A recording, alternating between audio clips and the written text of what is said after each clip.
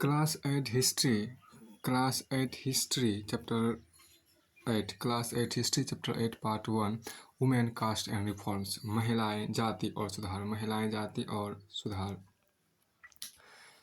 Have you ever thought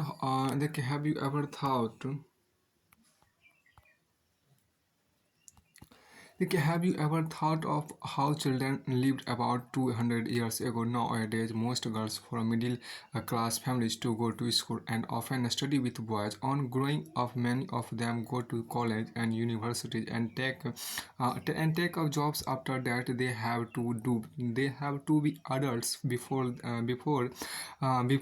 they are legally married, and according to law they can marry anyone they like from any caste and community, and widows can remarry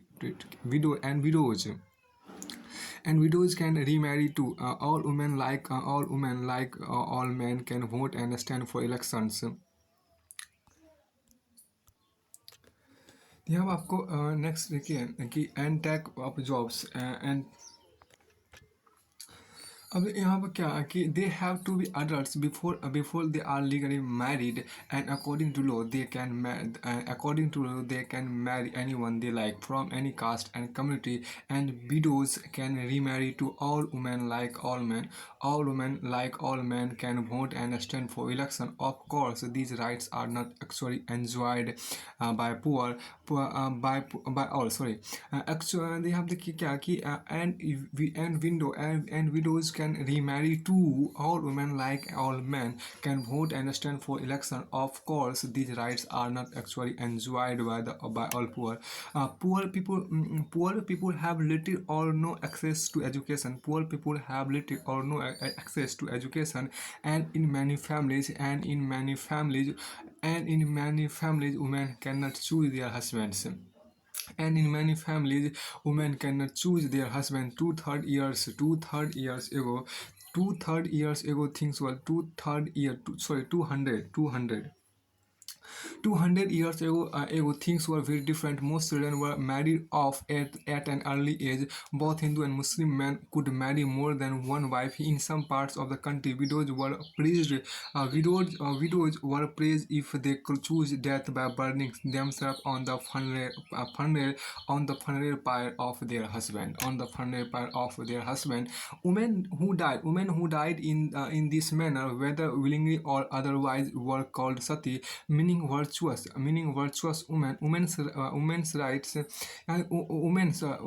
right to property were also restricted. Besides, most women had virtually no access to education. In many parts of the country, people believed that if a woman was educated, she would become a widow.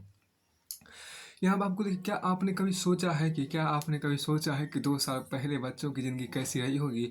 आज का मध्यम वर्ग के परिवारों की ज़्यादातर लड़कियाँ school जाती है, उनमें से बहुत सारे लड़कों के साथ पढ़ती है. बड़ी होने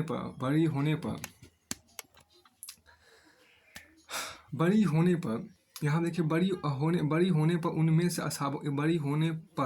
उनमें से बहुत सारी लड़कियां कॉलेज और विश्वविद्यालय में जाती है और विभिन्न प्रकार की नौकरियां करती है. कानूनन शादी के उनका बालिग होना जरूरी है, और कानून के अनुसार वे किसी भी जाति या समुदाय के व्यक्ति से शादी कर सकता है. यहाँ तक कि विधवाएं भी दोबारा शादी कर सकती है. पुरुषों की तरह सभी महिलाएं वोट डाल सकती है और चुनाव लड़ सकती है. बेशक सभी महिला इन अधिकारों को उपभोग नहीं कर पाती. गरीबों को शिक्षा के मौके मुश्किल से मिलते हैं. बहुत अच्छी बात यहाँ पर कहा गया, गरीबों को शिक्षा के जो मौके हैं वह बहुत ही मुश्किल से मिलते हैं. इसकी एक देखिए, पुअर पीपुल हैव लिटिल और नो एक्सेस टू एजुकेशन. बहुत अच्छी, गरीबों को शिक्षा के मौके बहुत मुश्किल से मिलते हैं, और जब मिलते हैं तो कुछ कर गुजरते हैं. देखिए यहाँ पर क्या, और कम मिलते हैं या मिल ही नहीं पर गरीबों को शिक्षा के मौके कम मिलते हैं या मिलते ही नहीं है. कम मिलते हैं या मिलते ही नहीं है. बहुत सारे परिवारों में लड़कियाँ अपनी इच्छा अनुसार पति भी नहीं चुन सकती. 200 साल पहले देखिए 200 साल पहले हालात बहुत भिन्न थे. ज़्यादातर बच्चों की शादी बहुत कम उम्र में ही कर दी जाती थी. हिंदू या मुसलमान दोनों धर्मों के पुरुष एक से ज़्यादा पत्नियाँ रख सकते थे. एक से ज़्यादा पत्नियाँ रख सकते थे, एक से ज़्यादा पत्नियाँ रख सकते थे। देश के कुछ भागों में विधवाओं से ये उम्मीद की जाती थी वो अपने पति की चिता के साथ, अपने पति की चिता के साथ जिंदा ही जल जाए। इस तरह स्वेच्छा से या जबरदस्ती मार दी गई महिलाओं को सती कहकर महिमा मंडित किया जाता था। सती शब्द का अर्थ ही सदाचारी महिला था। सती शब्द का अर्थ ही सदाचारी महिला था। संपत्ति पर भी महिलाओं का अधिकार बहुत सीमित था। संपत्ति पर भी महिलाओं का अधिकार बहुत सीमित था। देखिए शिक्षा तक महिलाओं की प्राय कोई पहुंच नहीं थी। शिक्षा तक महिलाओं की प्राय कोई पहुंच नहीं थी। देश के बहुत सारे भागों में लोगों का विश्वास था, देश के बहुत सारे भागों में लोगों का विश्वास था कि अगर औरत पढ़ी लिखी होगी तो वह जल्दी विधवा हो जाएगी। यार ये जो इमेज प्रेजेंट है, देखिए यहाँ पे एक इमेज प्रेजेंट है कि सती पेंटेड के sati painted by Balthazar painted by देखिए बालथाजार, देखिए बालथाजार सोल्विन 1813। यहाँ देखिए this was one of the many pictures of sati painted by European artist who came to India the practice of sati was seen as evidence of the barbarities of the East. देखिए भारत आने वाले यूरोपीय चित्रकारों द्वारा बनाई गई सती की बहुत सारी तस्वीरों में से यह एक है। सती प्रथा को पूर्वी समाजों की बर्बरता के सबूत के तौर पर देखा जाता है। भारत आने वाले यूरोपीय चित्रकारों द्वारा बनाई गई सती की बहुत सारी तस्वीरों में एक है। सती प्रथा को पूर्वी समाज की बर्बरता के सबूत के तौर पर देखा जाता था। अब आगे यहाँ पर देखिए एक जो इसमें जो मुख्य देखिए differences between man and women were not the only ones in society. यहाँ देखिए जो आपको खास चीज़ आपके यहाँ पर क्या है कि differences between man and women were not the only ones in society in most region. देखिए यहाँ in most regions people were divided along lines of caste. Brahmin and Kshatriya consider themselves has upper caste. Others such as traders and moneylenders often referred to as West were placed after them. Then came peasant and artisans such as weavers and potters referred to as Sudras. At the lowest rung were those who labour to keep cities and villages clean or worked at jobs that upper caste consider polluting. It could lead to the loss of caste status. The upper caste also treated many of these groups at the bottom as untouchable. They were not allowed to enter temples. They were not allowed to enter temples, draw water from the wells used by upper caste, or bath in ponds where upper caste bathed. They were seen as inferior human beings. Over the 19th and 20th century, many of these norms and perceptions and many of these norms and perceptions slowly change. Let us see how this happened. अब देखिए समाज में सिर्फ स्त्रियों और पुरुषों के बीच ही फर्क नहीं था, ज़्यादातर इलाकों में लोग जातियों में भी बटे हुए थे। ब्राह्मण और क्षत्रिय खुद को ऊंची जाति का मानते थे। इसके बाद व्यापार और महाजनी आदि से जुड़ी जातियों जिन्हें प्राय वैश्य कहा जाता था का स्थान आता था। फिर काश्तकार, बुनकर एवं कुम्हार जैसे दस्तकार आते थे जिन्हें शूद्र कहा जाता था। इस श्रेणी क्रम की सबसे निचली पायदान पर ऐसी जातियां थी जो गाँव शहरों को साफ सुथरा रखती थी या ऐसे काम धंधे करती थी जिन्हें ऊंची जातियों को लोग दूषित कार्य मानते थे, यानी ऐसे काम जिनकी वजह से उनकी जातियाँ भ्रष्ट हो जाती थी। ऊंची जातियां निचले पायदान पर खड़ी इन जातियों लोगों को अछूत मानती थी। इन लोगों को मंदिरों में प्रवेश करने, श्रवण जातियों के इस्तेमाल वाले कुएं से पानी निकालने, ऊंची जातियों के आधिपत्य वाले घाट तालाबों पर नहाने की छूट नहीं होती थी। उन्हें निम्न दर्जे का मनुष्य माना जाता था। 19वीं और 20वीं सदी के दौरान इनमें से बहुत सारे कायदे कानून और नजरिए धीरे धीरे बदलते गए। आइए देखें कि यह कैसे हुआ। अब आगे यहाँ पर देखिए आपको है क्या वर्किंग टुवार्ड्स चेंज। हम देखिए क्या वर्किंग टुवार्ड्स चेंज की बात यहाँ आपको की गई है। देखिए वर्किंग टुवार्ड्स चेंज मतलब परिवर्तन की दिशा में उठते कदम यहाँ पर आपको है वर्किंग टुवार्ड्स चेंज, परिवर्तन की दिशा में उठते कदम। यहाँ देखिए from the early 19th century we find debates and discussion about social custom and practice taking on a new chapter. One important reason for this was the development of new forms of communication for the first time books, newspapers, magazine, देखिए क्या leaflets and pamphlets were printed. These were far cheaper, देखिए these were far cheaper and more and देखिए these were far cheaper and more and these were far cheaper. These were far cheaper and far more accessible than the manuscript that you have read about in class 7. Therefore, ordinary people could read these, and many of them could also write and express their ideas in their own language. All kinds of issues, social issues, political issues, economic issues, and religious issues could now be debated and discussed by men and sometimes by women as well. In the new cities, the discussion could reach out to a wider public and could become a link to movement for social change. देखिए आप 19वीं सदी की शुरुआत में इससे ही देखिए 19वीं सदी की शुरुआत से ही हमें सामाजिक रीति रिवाजों और मूल्य मान्यताओं से संबंधित बहस मुबाहिसे और चर्चाओं का स्वरूप बदलता दिखाई देता है। इसकी एक अहम वजह यह थी कि संचार के नए तरीके विकसित हो रहे थे। पहली बार किताब, अखबार, पत्रिकाएं पहली बार किताब, अखबार, पर्चे और पुस्तिकाएँ छप रही थी। ये चीज़ें ना केवल पुराने साधनों के मुकाबले सस्ती थी, बल्कि उन पांडुलिपियों के मुकाबले ज़्यादा लोगों की पहुँच में भी थी जिनके बारे में आप कक्षा 7 में पढ़ चुके हैं। लिहाजा आम लोग उन चीज़ों को पढ़ सकते थे। उनमें से बहुत सारे अपनी भाषाओं में,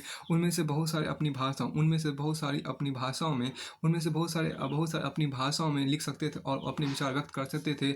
नए शहरों में तमाम तरह के सामाजिक, राजनीतिक, आर्थिक और धार्मिक मुद्दों पर पुरुष और कभी-कभी महिलाएं के बीच चर्चा होती रहती थी। ये चर्चा आम जनता तक पहुंच सकती थी और सामाजिक परिवर्तन के आंदोलन से जुड़ी होती थी। अब आगे यहाँ पर देखिए कि आगे यहाँ पर एक खास जो चीज़ें था कि देखिए इसमें these debates were often initiated by Indian reformers and reform groups. One such reformer was Raja Ram Mohan Roy.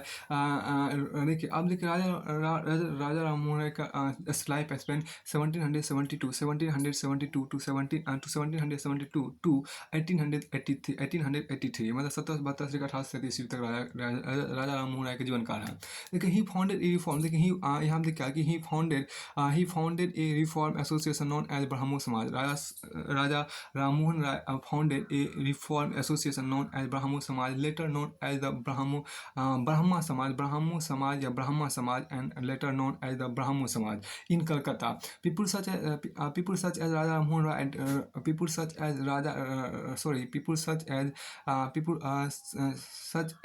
Raja Ram Mohan Roy are described as reformers because they felt that change were necessary. Because they felt that changes were necessary in society, and unjust practice मतलब अन्याय वाला practice and unjust practices needed to be done away with. They thought that the best way to ensure such changes was by persuading people to give up old practices and adopt a new way of life. देखिए इस तरह की बात से अक्सर भारतीय सुधार संगठनों की तरफ से शुरू होती थी। यहाँ देखिए इस तरह की बात से अक्सर भारतीय सुधारकों और सुधार संगठनों की तरफ से शुरू होती थी। राजा राम मोहन रॉय इसी तरह के एक सुधारक थे। राजा राम मोहन राय इसी तरह के एक सुधारक थे। उन्होंने कलकत्ता में ब्राह्मो समाज के नाम से एक सुधारवादी संगठन बनाया, जिसे बाद में ब्राह्मो समाज के नाम से जाना गया। देखिए यहाँ पर क्या कि उन्होंने इसका देखिए राजा राम मोहन राय का जीवन कब 1772 से 1870 ईस्वी तक रहा। इसको देखिए यहाँ पर क्या कि राम मोहन रॉय जैसे लोगों को सुधारक इसलिए कहा जाता है। देखिए क्या राम मोहन रॉय जैसे लोगों को सुधारक इसलिए कहा जाता है क्योंकि वे मानते थे कि समाज में परिवर्तन लाना और अन्यायपूर्ण तौर तरीकों से छुटकारा पाना जरूरी है। क्योंकि वे मानते कि समाज में परिवर्तन लाना और अन्यायपूर्ण तौर तरीकों से छुटकारा पाना जरूरी है। उनका विचार था कि इस तरह के परिवर्तन लाने के लिए लोगों को इस बात के लिए प्रेरित किया जाना चाहिए कि वे पुराने व्यवहार को छोड़कर जीवन का नया ढंग अपनाने के लिए तैयार हों। अब आगे हम एक्टिविटी अर्थात गतिविधि की बात करते हैं। एक्टिविटी मतलब गतिविधि देखिए। Can you think of the ways in which social customs and practices were discussed in the pre printing age when books, newspapers and pamphlets were not ready available.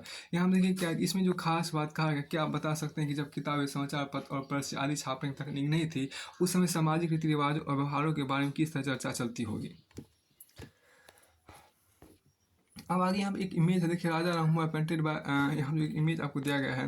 Raja Rammohan देखिए पेंटेड, आपको पेंटेड बाय राम, ये इतना important नहीं, बस image आपको 1837 painted किया गया था रेम्ब्रांट पोर्पिल के द्वारा। फिर आपको दूसरा भी इमेज यहाँ पर शो किया गया, इसको यहाँ पर देखिए। एक इमेज यहाँ पर आपको शो किया, ये इमेज यहाँ पर देखिए, काफ़ी अच्छा इमेज। इस इमेज आपकी है क्या, हुक, देखिए यहाँ पर क्या कि इसमें आप ये देखिए क्या कि ये जो आप इमेज नीचे देख रहे हैं, उसमें आप यहाँ पे एक हुक में झूलता हुआ आदमी का यहाँ पे इमेज दिया गया है। इसके बाद आपके यहाँ पे देखिए, इसमें जो खास चीज़ आपको है कि देखिए हुक हुक स्विंगिंग, देखिए hook hook swinging festival. Hook swinging festival मतलब क्या, कुंडों पर झूलने का त्यौहार। कुंडों पर झूलने का जो त्यौहार वहाँ पे ये दिखाया गया है। देखिए in this popular festival devotees underwent a peculiar form of suffering as part of ritual worship with hooks pierce. देखिए देखिए which hooks pierce, PIERCED, pierce क्या, छेद करके घुसाना, PIERC pierce. Through their skin they swung, देखिए they swung themselves on a wheel in the early 19th century when European officers began criticizing Indian custom and rituals as barbaric. This was one of the rituals that came under attack. This was one of the rituals that came under attack. यहाँ देखिए इस बात कुंडों पर झूलने का त्यौहार, कुंडों पर झूलने का त्यौहार, कुंडों पर झूलने का त्यौहार। देखिए इस लोकप्रिय त्यौहार में भक्त पारंपरिक अनुष्ठानों के तहत अजीब तरह से कष्ट सहने का अभ्यास करते हैं। देखिए वे अपनी खाल में कुंडा भेद कर एक झूले पर लटक जाते हैं। 19वीं शताब्दी के पूर्वांध में जब यूरोपीय अफसरों ने भारतीय रीति रिवाजों और अनुष्ठानों को बराबर कर उनकी आलोचना शुरू की थी, तो इस त्यौहार की खासतौर से आलोचना की गई थी। अब आगे यहाँ देखिए, ये जो त्यौहार आप यहाँ पर देख सकते हैं, काफ़ी दर्दनाक त्यौहार है। आप एक दोनों तरफ से झूल रहा है, ठीक। उसके बाद आपको आगे दोनों तरफ से आप देखिए कि यहाँ पर झूल रहा है। उसके बाद हम आगे यहाँ पर आपको देखते हैं। इसके बाद देखिए एक खास, देखिए we first tie them down the pile. यहाँ देखिए ये बहुत अच्छी यहाँ पर लिखा है, पहले हम लकड़ियों में बांध देते हैं। अब यहाँ देखिए क्या, इसमें जो आपको कहा, we first tie them down to the pile. देखिए we first tie them down to the pile, इसका मतलब पहले हम उन्हें लकड़ियों में बांध देते हैं। टाई मतलब TIE मतलब बांध देना, मतलब पाइल मतलब क्या, लकड़ी, गट्ठर जिसे बोलते हैं। Rammohan Roy published many pamphlet to speed his idea. Some of this were written has a dialogue between the advocate and critic of a traditional practice. Here is one such dialogue on sati. देखिए यहाँ जो कहा, राममोहन रॉय ने अपने विचार का प्रसार करने के बहुत सारे पर्चे लिखे थे। इनमें से कुछ पर्चे किसी खास रिवाज के समर्थक और आलोचक के बीच बहस के रूप में लिखे गए थे। सती प्रथा के बारे में इस तरह का एक उदाहरण देखिए। अब देखिए सबसे एडवोकेट ऑफ सती, देखिए सती समर्थक, यहाँ पर एडवोकेट मतलब समर्थक, एडवोकेट ऑफ सती की बात यहाँ पर कर लेते हैं पहले। देखिए women are by nature of inferior, बहुत अच्छी बात नहीं कही गई यहाँ पे। Women are by nature of inferior understanding without resolution unworthy of trust. many of them on the death of their husband become desirous of accompanying them, but to remove every chance of their trying to escape from the blazing fire. In burning them we first tie them down to the fire। यहाँ देखिए क्या, सती समझते हैं आपका क्या है कि औरतें कुदरती तौर पर कम समझदार है। देखिए women are by nature of inferior understanding without resolution unworthy of trust। many of them on the death of their husband become desirous of accompanying them, but to remove every chance of their trying to escape from the blazing fire। in burning them we first tie them down to the fire। यानी कि औरतें कुदरती तौर पर कम समझदार, बिना दृढ़ संकल्प वाली, भरोसे के योग नहीं होती। उनमें से बहुत सारी खुद ही अपने पति की मृत्यु के बाद उसके साथ जाने की कामना करने लगती है, परंतु वे कहीं धधकती आग से भाग ना निकले, इसलिए पहले हम उन्हें चिता की लकड़ियों से कसकर बांध देते हैं। अब देखिए अपोनेंट ऑफ सती की बात करते हैं, सती विरोधी की हम बात करते हैं। अपोनेंट ऑफ विरोधी, देखिए अपोनेंट ऑफ सती की बात यहाँ पर कर लेते हैं। देखिए when did you ever afford them a fair opportunity of exhibiting their natural capacity? How then can you accuse them of want of understanding? If after instruction in knowledge and wisdom a person can't comprehend or retain what has been taught him, we may consider him, देखिए we may consider him has deficient but if you don't educate women how can you see them has inferior. अब देखिए क्या कि सती विरोधी का आपका कहा गया क्या कि आप महिला, देखिए आप लोगों ने महिलाओं को अपनी स्वाभाविक क्षमता का प्रदर्शन करने का मौका ही कब दिया। बहुत अच्छी बात कहा गया, आप लोगों ने महिलाओं को अपनी स्वाभाविक क्षमता का प्रदर्शन करने का सही मौका ही कब दिया। यहाँ देखिए क्या व्हेन डिड यू एवर, देखिए when did you ever afford them a fair opportunity of exhibiting their natural capacity. आप लोगों ने महिलाओं को अपनी स्वाभाविक क्षमता का प्रदर्शन करने का सही मौका ही कब दिया। फिर भला तुम यह कैसे कह सकते हो कि तुम उन्हें भी फिर भला तुम यह कैसे कह सकते हो कि उनमें समझ नहीं होती। फिर भला तुम यह कैसे कह सकते हो कि उनमें समझ नहीं होती। अगर देखिए व्हेन डिड यू एवर, देखिए व्हेन डिड यू एवर मतलब कब, when did you ever afford them a fair opportunity of exhibiting their natural capacity. When did you ever afford them a fair opportunity of exhibiting their natural capacity, मतलब ये हुआ कि आप लोगों ने महिलाओं को आप लोगों ने महिलाओं को अपने स्वाभाविक क्षमता का प्रदर्शन करने का सही मौका ही कब दिया है। फिर भला तुम ये कैसे कह सकते हो कि उनमें समझ नहीं होती। How then can you accuse them, देखिए how then THE how then can you accuse them of want of understanding या lack of understanding if after instruction in knowledge and wisdom a person can't comprehend or retain what has been taught him. So we may consider him as deficient, but if you don't educate women, how can you see them as inferior? अब हम देखिए बहुत अच्छी बात यहाँ पर कहते हैं, फिर भला तुम यह कैसे कर सकते हो कि उनमें समझ नहीं होती। अगर ज्ञान और शिक्षा के बाद भी कोई व्यक्ति ना समझ सकता हो या पढ़ाई या देखिए अगर ज्ञान और शिक्षा यहाँ देखिए अगर ज्ञान और शिक्षा के बाद भी कोई व्यक्ति ना समझ सकता हो या पढ़ाई गई चीज़ों को ग्रहण ना कर पाए तो हम उसे अक्षम मान सकते हैं। अगर ज्ञान और शिक्षा के बाद भी कोई व्यक्ति ना समझ सकता हो या पढ़ाई गई चीज़ों को ग्रहण ना कर पाए तो हम उसे अक्षम मान सकते हैं। परंतु अगर तुम औरतों को पढ़ने का मौका ही नहीं दोगे तो तुम उन्हें कम तक कैसे कर सकते हो। परंतु यानी कि एक बात अगर ज्ञान और शिक्षा के बाद भी कोई व्यक्ति ना समझ सकता हो या पढ़ाई गई चीज़ों को ग्रहण ना कर पाता हो तब हम उन्हें अक्षम मान सकते हैं। बहुत अच्छी बात कहा।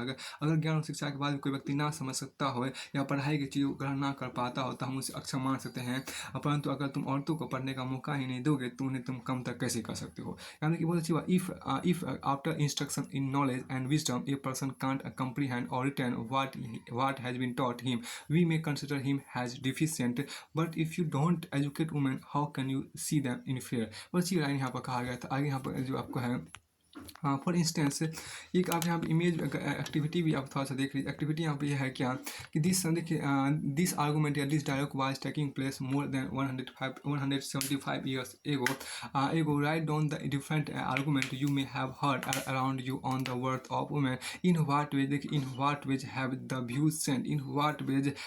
Views change. हम देखिए समाज 175 साल से भी ज़्यादा पहले के हैं। आपने भी अपने आसपास महिलाओं के महत्व और क्षमताओं के बारे में तरह तरह के तर्क सुने होंगे। उन्हें लिखे देखे कि तब और फर्क की दलीलों में क्या फ़र्क आया है, तब और अब की दलीलों में क्या फ़र्क आया है। इसके बाद यहाँ पर एक इमेज आपको शो किया गया है, स्वामी दयानंद सरस्वती की इमेज आपके यहाँ पर है। देखिए स्वामी दयानंद सरस्वती है। देखिए यहाँ पर Dayanand founded the Arya Samaj in 1850। देखिए Swami Dayanand Saraswati founded the Arya Samaj in 1875 an organisation that attempt to reform Hinduism. देखिए स्वामी दयानंद सरस्वती ने 1875 में आर्य समाज की स्थापना की थी और आर्य समाज ने हिंदू धर्म को सुधारने का प्रयास किया था। अब आगे यहाँ पर देखिए एक खास बात जो आपको यहाँ पर दी गई है, उदाहरण के देखिए इंस्टेंस देखिए यहाँ पर जो खास चीज़ आपको कही उसको समझिए। देखिए for instance one of the most famous reformers Ishwar Chandra Vidyasagar use the ancient text to suggest that widows could remarry। his suggestion was adopted by British officer and a law was passed in 1856 permitting widow remarriage those who were against the remarriage of widows opposed Vidyasagar and even boycotted him. अब एक उदाहरण के प्रसिद्ध सुधारक ईश्वर चंद्र विद्यासागर ने विधवा विवाह के पक्ष में प्राचीन ग्रंथों का ही हवाला दिया था। विधवा विवाह के पक्ष में उदाहरण के प्रसिद्ध सुधारक ईश्वर चंद्र विद्यासागर ने विधवा विवाह के पक्ष में प्राचीन ग्रंथों का ही हवाला दिया था। अंग्रेज सरकार ने उनका यह सुझाव मान लिया और 1856 विधवा विवाह के पक्ष में एक कानून पारित कर दिया। जो विधवाओं में देखिए जो विधवाओं के विवाह का विरोध करते थे, उन्होंने विद्यासागर का भी विरोध किया और यहाँ तक कि उनका बहिष्कार कर दिया गया। By the second half of the 19th century, the movement in favor of widow remarriage spread to other parts of the country in the Telugu speaking areas of the Madras Presidency. वीर सलिंगम पंतुलू देखिए वीरा देखिए यहाँ पर क्या कि वीर सलिंगम Pantulu formed an association for widow remarriage. Around the same time, young intellectuals and reformers in Bombay pledged themselves to working for the same cause. In the north, Swami Dayananda Saraswati, who founded the Reform Association called Arya Samaj, also supported widow remarriage. यहाँ पर आपको खास जो बातें हम यहाँ कर सकते हैं, 19वीं सदी उत्तरांत तक विधवा विवाह के पक्ष में चलाया जा रहा 19वीं सदी के उत्तरांत तक विधवा विवाह के पक्ष में चलाया जा रहा आंदोलन देश के अन्य भागों में भी फैल गया। 19वीं सदी के उत्तरांत तक विधवा विवाह के पक्ष में चलाया जा रहा आंदोलन देश के अन्य भागों में फैल गया। मद्रास प्रेसिडेंसी के तेलुगु भाषी इलाकों में वीरे सलिंगम पंतुल देखिए यहाँ जो कहा गया 19वीं सदी के उत्तरांत तक विधवा विवाह के पक्ष में चलाया जा रहा आंदोलन देश के अन्य भागों में भी फैल गया। मद्रास प्रेसिडेंसी के तेलुगु भाषी इलाकों में वीरे सलिंगम पंतुलू ने विधवा विवाह के समर्थन में एक संगठन बनाया था। यहाँ देखिए कि मद्रास प्रेसिडेंसी के तेलुगु भाषी इलाकों में वीरे सलिंगम पंतुलू ने विधवा विवाह के समर्थन में एक संगठन बनाया था। लगभग उसी समय बम्बई में युवा बुद्धिजीवी और सुधारकों ने भी विधवा विवाह के प्रचार प्रसार में और सुधारकों ने विधवा विवाह के प्रचार प्रसार का संकल्प लिया। उत्तर में आर्य समाज की स्थापना करने वाले स्वामी दयानंद सरस्वती ने भी विधवा विवाह का समर्थन किया। अब यहाँ देखें क्या कि इसमें देखिए yet the number of widows who actually remarried remained low. Those who married were not easily accepted in society and conservative groups continued to oppose the new law. अब आगे यहाँ देखिए कि इसके बावजूद विवाह करने वाली विधवा महिलाओं की संख्या काफ़ी कम थी। विवाह करने वाली विधवाओं को समाज में आसानी से स्वीकार नहीं किया जाता था। इस रूढ़िवादी तबके इस नए कानून का विरोध करते रहे। इस नए कानून का आपको विरोध करते रहे। आगे हम क्या देखिए गर्ल्स बिगिन यहाँ पे एक आपको इमेज भी दिया गया। इमेज ईश्वर चंद्र विद्यासागर इमेज आपके यहाँ पर ईश्वर चंद्र विद्यासागर इमेज है। उसके फिगर 6 की बात हम यहाँ पर कर सकते हैं। फिगर 6 आप क्या देखिए स्टूडेंट्स ऑफ हिंदू, यहाँ देखिए फिगर 6 में क्या स्टूडेंट्स ऑफ हिंदू महिला विद्यालय 1875 व्हेन गर्ल्स यहाँ पर क्या कि देखिए आप क्या कि व्हेन गर्ल्स देखिए when girls schools were first set up in the 19th century, it was generally believed that the curriculum for girls ought to be less taxing than that for boys. The Hindu Mahila Vidyalaya was one of the first institution to provide girls with the kind of learning that was usual for boys at the time. अब यहाँ देखो 19वीं शताब्दी में जब लड़कियों के लिए स्कूल खोले गए थे तो आमतौर पर 19वीं शताब्दी में जब लड़कियों के स्कूल खोले गए तो आमतौर पर माना जाता था कि लड़कियों की पढ़ाई लिखाई से कम सख्त होनी चाहिए। 19वीं सदी में जब लड़कियों के लिए स्कूल खोले गए तो आमतौर पर माना जाता था कि लड़कियों की पढ़ाई लिखाई लड़कों की पढ़ाई लिखाई से कम सख्त होनी चाहिए। हिंदू महिला विद्यालय ऐसे शुरुआती संस्थानों में से था जहां वही शिक्षा दी जाती थी जो उस समय लड़कों को दी जा रही थी। अब आगे यहाँ पर देखिए खास बात आपको यहाँ पर कही गई। देखिए girls begin going to school की हम बात करते हैं। Girls begin going to school, लड़कियाँ स्कूल जाने लगती है। Girls begin going to school में लड़कियाँ स्कूल जाने लगती है। अब आगे यहाँ पर आपको कहा गया देखिए many of the reformers felt that education for girls was necessary in order to improve the condition of women. अब देखिए क्या कि बहुत सारे सुधारकों को लगता था कि महिलाओं की दशा सुधारने कि लड़कियों को शिक्षित करना बहुत जरूरी है। देखिए Vidyasagar in Calcutta and many other reformers in Bombay set up school for girls when the first school were open in the mid 19th century। Many देखिए यहाँ पे many people were afraid many people were afraid of them, and they feared that school would take girls away from home, prevent them from doing their domestic duties. Moreover girls had moreover देखिए moreover girls had to travel through public places in order to reach school. Many people felt that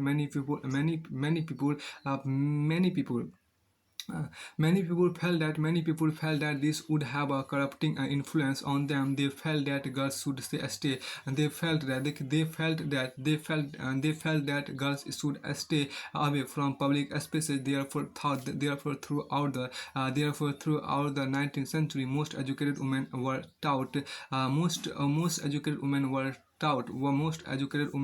taught at home by liberal fathers or husbands. Sometimes women taught themselves. Do you remember what you read about Raj Sundari Devi in your book Social and Political Life last year? She was one of those who secretly learned to read and write in the flickering light of candle at night. Light of candle at night. अब यहाँ देखिए क्या कि इसको बहुत देखिए कलकत्ता में विद्यासागर और देखिए कलकत्ता में ईश्वरचंद्र विद्यासागर और मुंबई में देखिए यहाँ पर क्या और मुंबई में बहुत सारे अन्य सुधारकों ने लड़कियों के लिए स्कूल खोले। 19वीं सदी के मध्य में जब इस तरह के प्रारंभिक स्कूल खुले तो बहुत सारे लोग उनसे डरते थे। लोगों को भय था कि स्कूल वाले लड़कियों को घर से निकाल ले जाएंगे और उन्हें घरेलू कामकाज नहीं करने देंगे। स्कूल जाने के लड़कियों को सार्वजनिक स्थान से गुजर कर जाना पड़ता था। बहुत सारे लोगों को लगता था कि इससे लड़कियाँ बिगड़ जाएगी। उनकी मान्यता थी कि लड़कियों के लड़कियों को सार्वजनिक स्थान से दूर रहना चाहिए। फलस्वरूप 19वीं सदी में पढ़ने लिखने वाली ज़्यादातर महिलाओं को उनके उदार विचारों वाले पिता या पति की देखरेख में घर में ही पढ़ाया जाता रहा। देखिए आपको कई महिलाओं ने बिना किसी की मदद लिए खुद ही पढ़ना लिखना सीखा। क्या आपको याद है कि पिछले साल के समाज राजनीति जीवन पुस्तक में आपने राज सुंदरी देवी के बारे में क्या पढ़ा था? वे ऐसी महिलाओं में से थी जिन्होंने रात में दिए की टिमटिमाते लौ में चोरी छिपे ही लिखना पढ़ना सीखा था। यहाँ देखो वे ऐसी महिलाओं में से थे जिन्होंने रात में दिए की टिमटिमाते लौ में चोरी छिपे ही लिखना पढ़ना सीखा था। इन द अर्लियर लेटर देखिए यहाँ पर क्या in the later part देखिए यहाँ पर क्या कि in the later part of the century school for girls were established by the Arya Samaj in Punjab and Jyotirao Phule in Maharashtra. In aristocratic Muslim household in North India, women learned to read the Quran in Arabic. They were taught by women who came home to teach. Some reformers such as Mumtaz Ali reinterpreted verses from the Quran to argue for women's education. The first Urdu novels began to be written from the late 19th century. Amongst other things, these were meant to encourage women to other things. These were meant to encourage women to read about religion and domestic management in a language they could understand. देखिए यहाँ पर क्या कि एक खास बात आपके यहाँ पर होगा कि 19वीं सदी के आखिरी हिस्से में देखिए आप क्या 19वीं सदी के आखिरी हिस्से में आर्य समाज द्वारा पंजाब में और ज्योतिबा फुले द्वारा महाराष्ट्र में लड़कियों के स्कूल खोले गए थे। यहाँ देखिए 19वीं सदी के आखिरी हिस्से में आर्य समाज द्वारा पंजाब में और ज्योतिबा फुले द्वारा आपको महाराष्ट्र में लड़कियों के स्कूल खोले गए थे। उत्तर भारत के कोई मुस्लिम परिवारों की महिला अरबी में कुरान शरीफ पढ़ना सीखने लगी। उन्हें घर पर ही पढ़ाने के लिए शिक्षिकाएँ रखी जाती थी। इस स्थिति को देखते हुए मुमताज़ अली जैसे कुछ सुधारकों ने कुरान शरीफ की आयतों का हवाला देकर कहा कि महिलाओं को भी शिक्षा का अधिकार मिलना चाहिए। 19वीं सदी के आखिर से ही उर्दू में उपन्यासों का सिलसिला शुरू हुआ। इन उपन्यासों में महिलाओं को इस बात के लिए प्रोत्साहित किया जाता था कि वे धर्म और घरेलू साज संभाल के बारे में पढ़ें। अब आगे यहाँ देखिए क्या वुमेन राइट अबाउट, देखिए वुमेन राइट अबाउट वुमेन, महिलाएं के बारे के महिलाओं के बारे में महिलाएं लिखने लगी। अब यहाँ देखिए महिलाओं के बारे में महिलाएं आपको लिखने लगी। इसके बाद यहाँ देखिए कि महिलाओं के बारे में आपको महिलाएं लिखने लगी थी। एक खास जो चीज़ यहाँ पर देखिए क्या, women write about women, women write about women. अब देखिए from the early 20th century Muslim women like the Begums, देखिए यहाँ पर क्या है कि like the Begums of Bhopal played a notable role in promoting education among women. They founded a primary school for girls at Aligarh. Another remarkable woman, Begum Rokia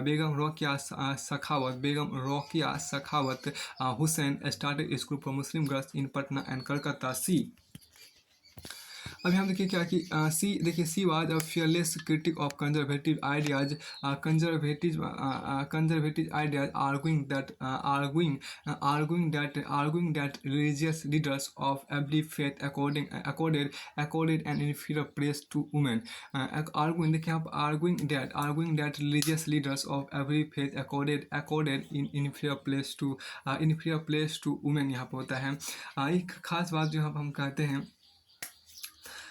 अब देखिए महिलाओं के बारे में महिला लिखने लगी। यहाँ देखिए क्या 20वीं सदी की शुरुआत से ही बहुत सारी मुस्लिम महिलाओं ने महिला समाज को बढ़ावा देने के लिए, महिला शिक्षा को बढ़ावा देने के लिए अहम भूमिका अदा की यहाँ पर अहम भूमिका अदा की।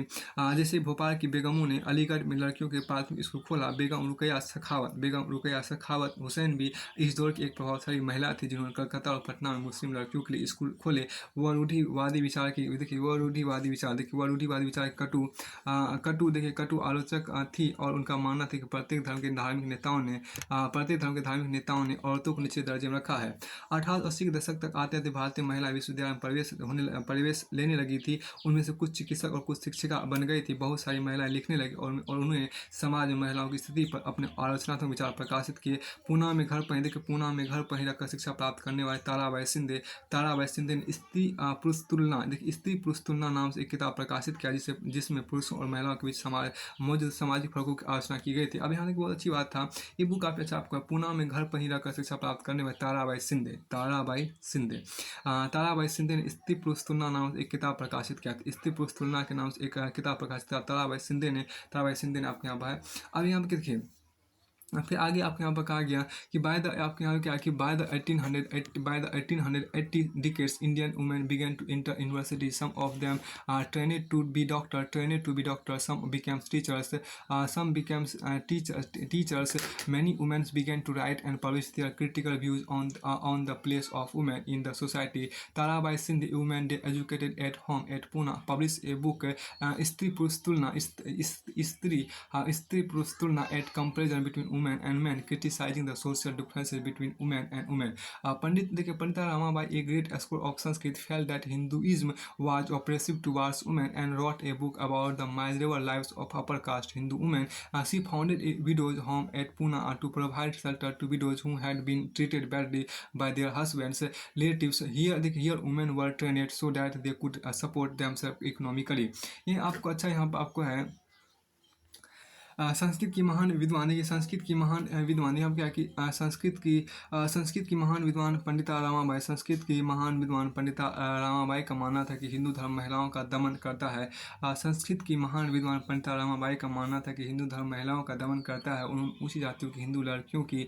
अब यहाँ देखिए संस्कृत की महान विद्वान पंडिता रामाबाई का मानना था कि हिंदू धर्म महिलाओं का दमन करता है, उन ऊँची जातियों को हिंदू महिलाओं की दुर्दशा पर भी एक किताब लिखी। उन्होंने पुनः एक विधवा गृह की स्थापना की जहां ससुराल वालों के हाथों अत्याचार झेले महिलाओं को पनाह दी जाती थी।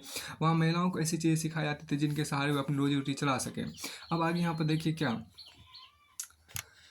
हाँ फिर आपको देखिए एक यहाँ पर जो खास बात की गई है नीडलेस, यहाँ पर क्या कि नीडलेस की बात आपके यहाँ पर की गई है। यहाँ पर सर्च पे देखिए needless to say all this more than alarm the orthodox for instance many Hindu nationalist felt that Hindu women were adopting western ways and that that this would corrupt Hindu culture and erode family values orthodox Muslim world orthodox Muslim were also worried about the impact of this changes. यानी कि orthodox Muslim were also worried about the impact of this changes. उसके देखिए has you can see, देखिए has you can see by the end of the 19th century women themselves were actively working for reforms. They wrote books, edited magazines, founded schools and training centers, and set up women's association from the early 19 early from the early 20th century. From the early 20th century, they formed political pressure groups to push through laws for female suffrage, the right to vote, and a better health care and education for women. Some of them joined various kinds of nationalist and socialist movement from the 1920 decades। ठीक है। अब आगे यहाँ पर एक खास बात जो आपको कहा गया है क्या, कि इसमें थोड़ा देखिए जाहिर है कि देखिए इसमें देखिए एक जाहिर है कि इन सब बातों से रूढ़िवादी खेमे के लोग काफ़ी आग बबूला हुए। उदाहरण के लिए बहुत सारे हिंदू राष्ट्रवादियों को लगने लगा था कि हिंदू महिलाएं पश्चिमी तौर तरीके अपना रही है, जिससे हिंदू भ्रष्ट संस्कृति भ्रष्ट होगी और पारिवारिक संस्कार नष्ट हो जाएंगे। रूढ़िवादी मुसलमान इन बदलावों के नतीजों को लेकर चिंतित है। रूढ़िवादी मुसलमान इन बदलावों के नतीजों को लेकर चिंतित है। जैसा कि आप देख सकते हैं 19वीं सदी के आखिर तक खुद महिलाएं भी सुधारों के बढ़ चढ़कर प्रयास करने लगी थी। जैसा कि आप देख सकते हैं कि जैसा कि आप देख सकते हैं 19वीं सदी के आखिर तक खुद महिलाएं भी सुधारों के बढ़ चढ़ कर प्रयास करने लगी थी। उन्होंने किताबें लिखी, पत्रिकाएं निकाली और स्कूल और प्रशिक्षण केंद्र खोले तथा महिलाओं को संगठित किया।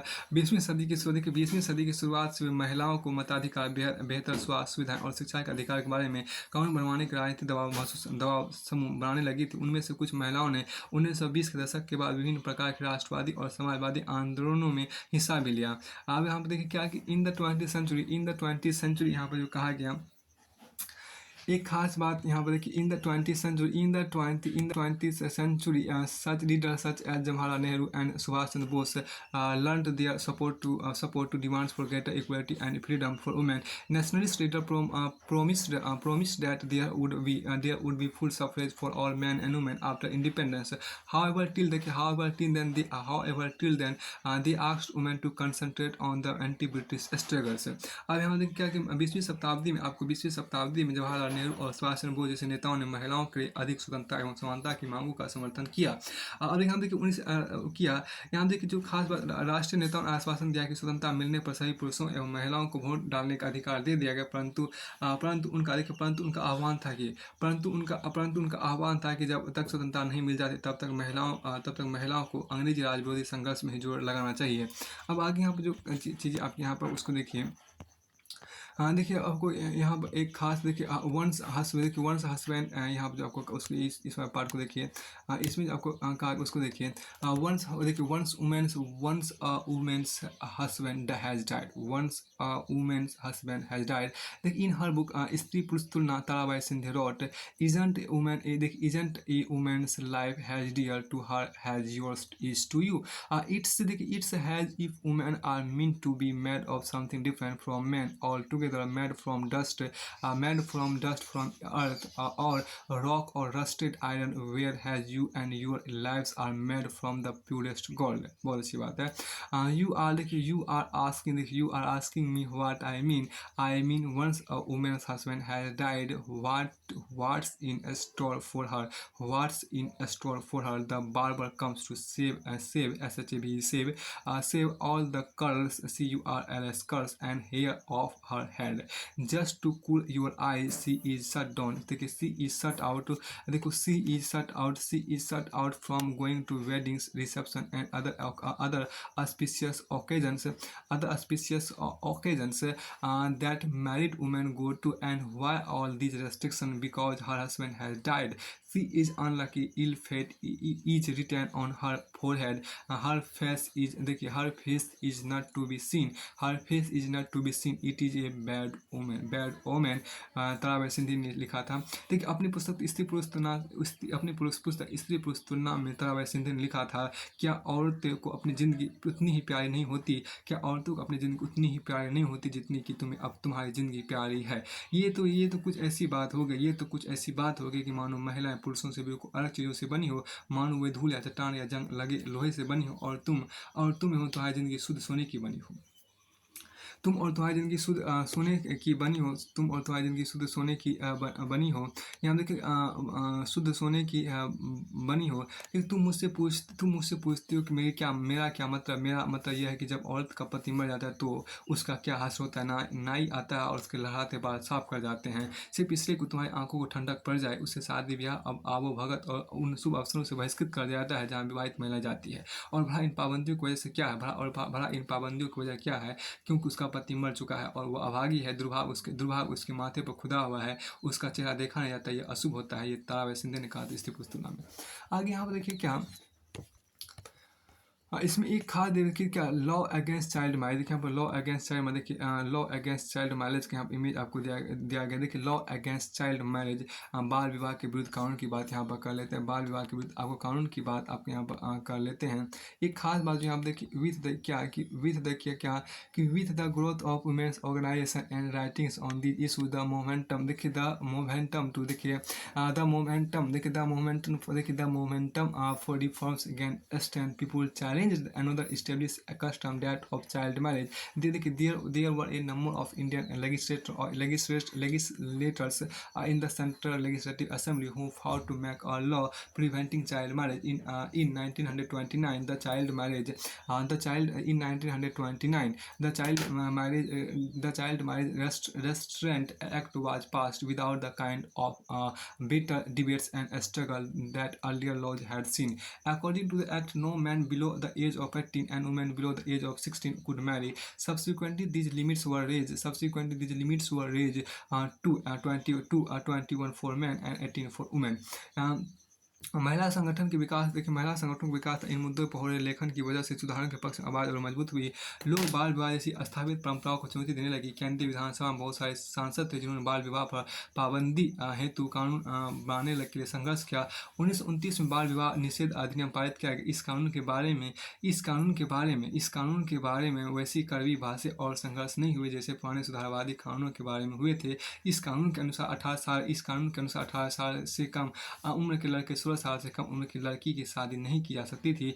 बाद में यह उम्र बढ़ाकर क्रमशः 21 साल एवं 18 साल कर दी गई।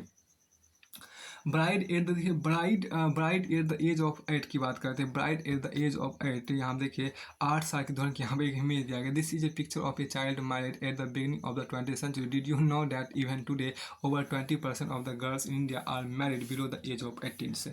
ये देखिए यह 20वीं शताब्दी की शुरुआत में एक बाल वधू का चित्र है। क्या आपको पता है कि आज भी हमारे देश में आपको 20% से ज़्यादा लड़कियों के साथ 18 साल से पहले ही हो जाती है। अब आगे यहाँ पर देखिए खास बात जो आपके यहाँ कहा गया क्या कास्ट एंड सोशल रिफॉर्म्स की बात की गई है। Cast and social reform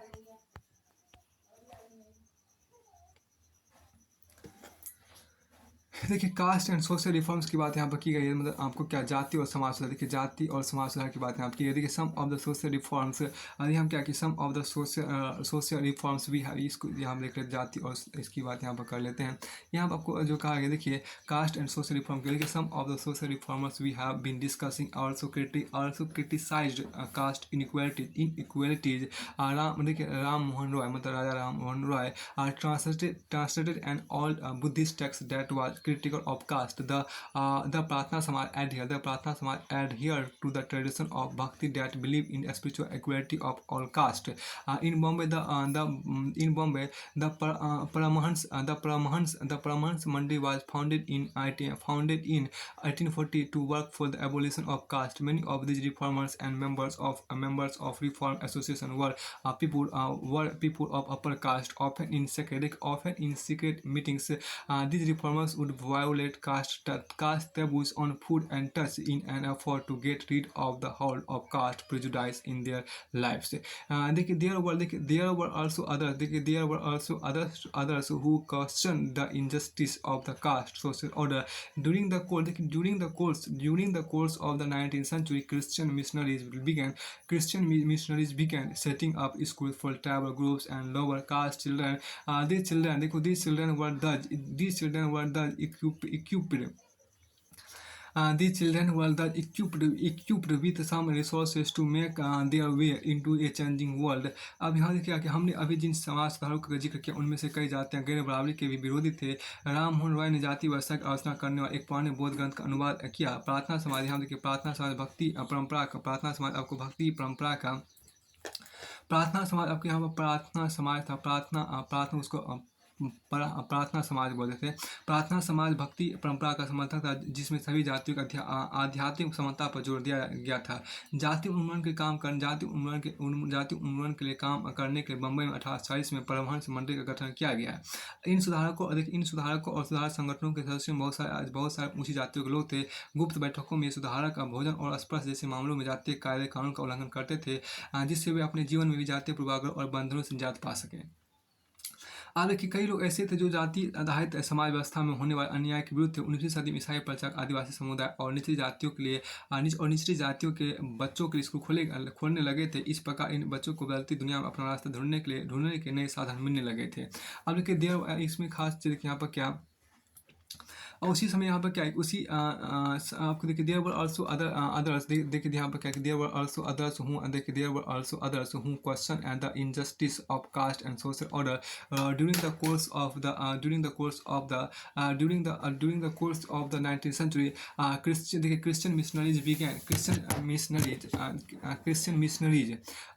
missionaries began setting up school began देखिए Christian missionaries began setting up school for tribal groups and lower caste children। देखिए these children were the equipped with some resources to make their way into a changing world। At the same time, the poor began in leaving their village to look for jobs that were opening up in the cities। there was work in the factories that were coming up and jobs in municipalities। You have read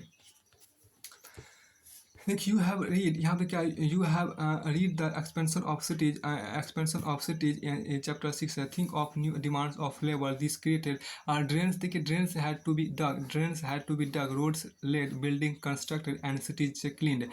These require coolies, देखिए this require coolies, diggers, carriers, bricklayers, sewage cleaners, sweepers, plant queen bearers, rickshaw pullers। Where did this labor come from? The poor from the village and small towns, many of them from low caste, began moving to the cities where there was a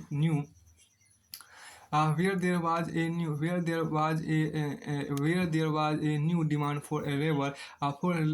Some also went to work in plantation in Assam, Mauritius, Trinidad and Indonesia। Work in the new location was often very hard, but the people from low caste saw this as an opportunity to get away from the oppressive hold that upper caste landowners exercised over their lives and the daily humiliation they suffered इसमें देखिए कई लोग इसमें देखिए उसी समय बहुत सारे गरीब उसी समय आपको बहुत सारे गरीब लोग शहरों में निकल नौकरियों की तलाश में गाँव छोड़कर भी जा रहे थे। नए कारखाने और नगर पालिकाओं में नई नौकरियां निकल रही थी। अध्यक्षों आप शहरों के विस्तार के बारे में पढ़ चुके हैं। मैं देखिए कल्पना कीजिए कि मजदूरी कितनी मांग पैदा हुई होगी, आपको पैदा हुई होगी। अब आगे देखिए यहाँ पर शहरों में नालियाँ बनाई जानी थी, सड़कें बिछनी थी, इमारतों का निर्माण होना था और शहरों को साफ किया जाना था। इसके लिए कुलियों, खुदाई करने वाले, बोझा ढोने वाले, ईंट बनाने वाले, नालियाँ साफ करने वाले, सफाई कर्मी, पालकी ढोने वाले, रिक्शा खींचने वाले की जरूरत थी। यह श्रम कहाँ से आए? इन कामों को संभालने के लिए गाँव और कुछ छोटे कस्बों के गरीब शहरों की तरफ जाने लगे जहाँ मजदूरी की मांग पैदा हो रही थी। शहर जाने वालों में से बहुत सारे निम्न जाति के लोग भी थे। कुछ लोग असम, मॉरिशस, त्रिनिदाद और इंडोनेशिया आदि स्थानों पर बगानों में काम करने भी चले गए थे। नए स्थानों पर काम अक्सर बहुत कठोर था, परंतु गरीब और निचली जातियों के लोगों को यह गाँव में श्रवण जमींदारों द्वारा उनके जीवन पर दमनकारी कब्जे और दैनिक अपमान से छूट निकलने का मौका था। अब आगे हम देखिए क्या कि एक इमेज यहाँ पर शो किया उसको देखिए, एक कुली जहाज देखिए हम एक इमेज यहाँ पर शो किया उसको हम देखने का प्रयास करते हैं। ये देखिए एक coolie ship 19th century, the coolie ship named John Allen carried many Indians laborers to Mauritius where they did a variety of forms of hard labor. Most of these laborers were from low castes. देखिए आप एक कुली जहाज 19वीं शताब्दी का है, John Allen नामक इस कुली जहाज के द्वारा भारतीय मजदूरों को मॉरिशस ले जाया जाता था, जहाँ उन्हें तरह तरह के कठोर काम करने पड़ते थे। इनमें से ज़्यादातर मजदूर निचली जातियों के होते थे। उसके बाद आपको आगे यहाँ पर देखिए है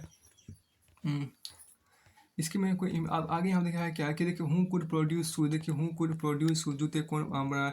यहाँ देखिए who could produce shoes, who could produce shoes, यहाँ पर हु कुड प्रोड्यूस शूज मतलब जूते कौन बना सकता है, जूते कौन बना सकता था।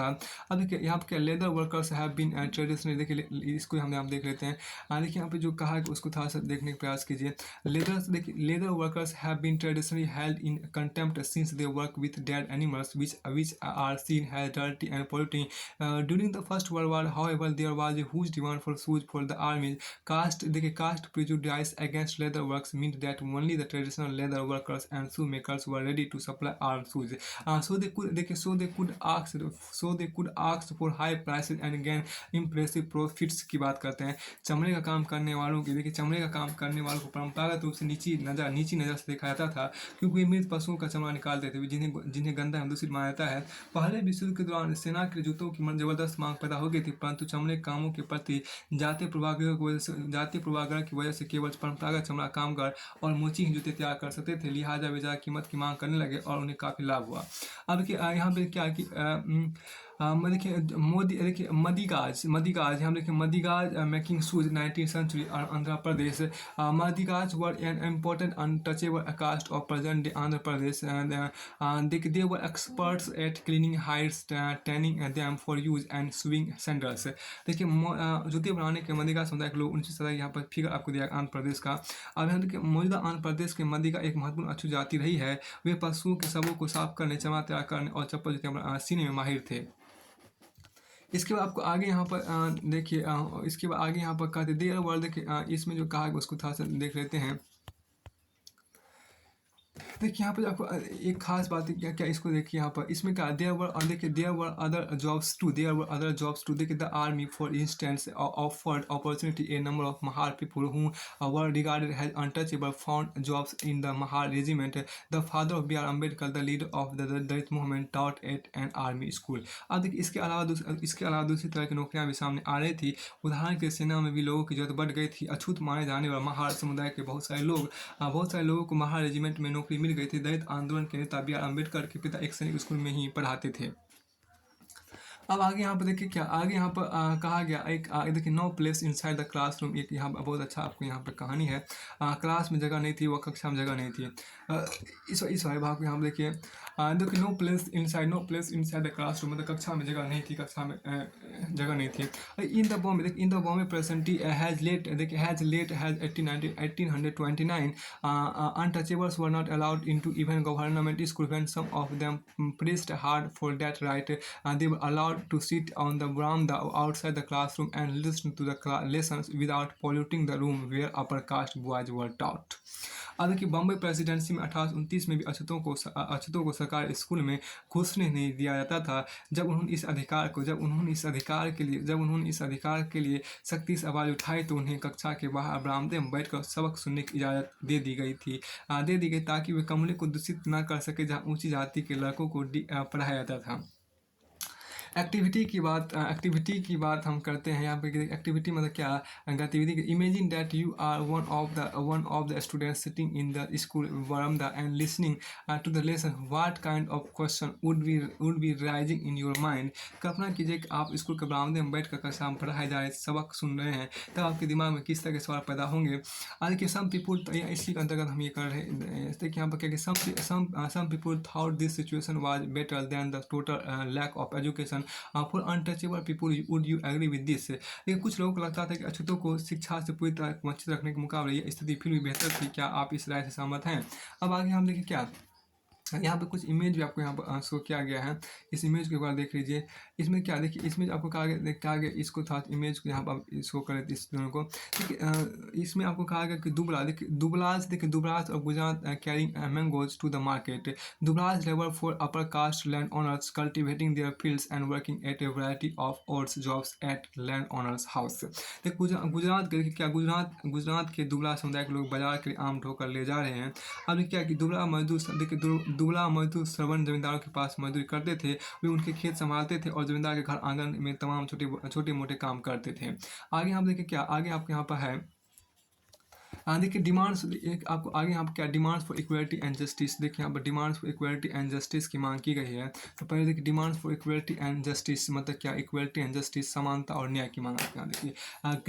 Gradually by the second half of the 19th century people from within the non-Brahmin caste began organizing movement against caste discrimination and demanded social equality and justice। अब देखिए इसमें क्या ये कहा गया 19वीं सदी के, देखिए इसको थोड़ा सा देख लेते हैं। 19वीं सदी के दूसरे हिस्से तक गैर ब्राह्मण जातियों के भीतर से भी लोग जाति भेदभाव के खिलाफ आवाज़ उठाने लगे थे। उन्होंने सामाजिक समानता और न्याय की मांग करते हुए आंदोलन शुरू कर दिए थे। अब हम इस बात को थोड़ा सा देख लेते हैं। देखिए द सतनामी मूवमेंट, यहाँ देखिए the Satnami movement in central India was founded by Ghasidas. देखिए Ghasidas who worked among the leather workers and organise a movement to improve their social status in eastern Bengal. Haridas Thakur से Mathura sect worked among Chandra cultivators. Haridas questioned Brahminical texts that support the caste system.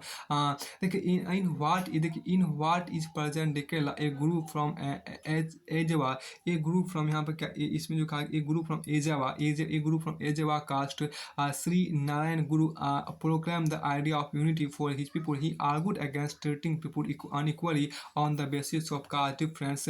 According to him, all humankind belong to the same caste. One of his famous statement was Oru Jati Oru Matam Oru Devyam Manusyam। देखिए यहाँ पर क्या ओरू जाति, इसका मतलब ओरू जाति ओरू मतम ओरू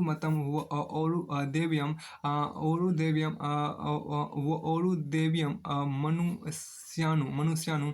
इसका मतलब हुआ इंग्लिश में one caste one religion one god for humankind. All this sect were founded by leaders who came from non Brahmin caste and worked amongst them. They try to change those habits and practice which provoke the contempt of dominant caste. They tried to create a sense of self-esteem among the subordinate caste। अब आगे हम देखें क्या कि इसमें मध्य भारत में देखिए मध्य भारत, इसको थोड़ा हिंदी वर्षन देखें यहाँ पर क्या मध्य भारत में सतनामी आंदोलन की शुरुआत घासीदास ने की, जिन्होंने चमड़े का काम करने वालों को संगठित किया उनके समाज स्थिति में सुधार के आंदोलन छेड़ दिया। पूर्वी बंगाल में हरिदास ठाकुर के मथुरा पंत ने चांडाल काश्तकारों के बीच काम किया। हरिदास ने जाति भाषा को सही ठहराने वाले ब्राह्मणवादी ग्रंथों पर सवाल उठाए, जिसे आज केरल कहा जाता है। वहाँ एजवा जाति के श्री नारायण गुण अपने लोगों के बीच एकता का आदर्श रखा। उन्होंने जातिगत भिन्नता के आधार पर लोगों के बीच भेदभाव करने का विरोध किया। उनके मतानुसार सारी मानवता